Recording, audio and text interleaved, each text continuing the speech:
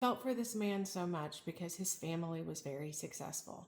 They owned a bunch of land in Wilmington, North Carolina, and they had very successful businesses. It was a family of entrepreneurs. His parents had a successful marriage for 50 years. And so, him losing a bunch of money in his business and getting a divorce and now having to co parent with his 4-year-old daughter was devastating to him. And I'm sure he was getting a lot of judgment from his family. So, I felt for him.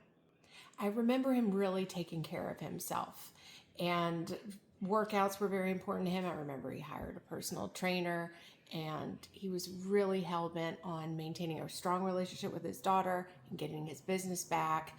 And he was a very hard worker.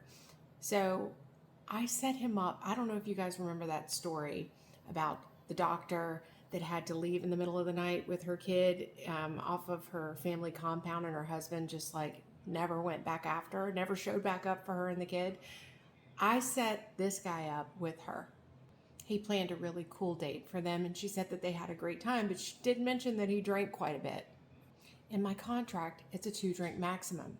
So I spoke to him about it. I'm like, she wants to see you again, but I'm just letting you know you can't do this if you're at my service. Like on a first date, you cannot have more than 2 drinks. It just looks bad for my service. Well, he threatened me immediately. He's like, you don't tell me how to act, and I'll get my attorney involved if you want to go that route. Well, I didn't tell her that he spoke to me that way. I genuinely wanted them both to be happy, and I just thought, just back off and let them do what they want to do. It was a few weeks later when I got a call from her saying that they had gone out to a concert and he wanted to stay and keep partying, but she had to work the next day, so she left.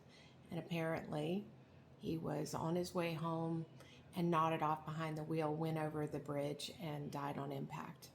I was devastated for his daughter and his family, and also for this poor lady that now this is her just another dating experience.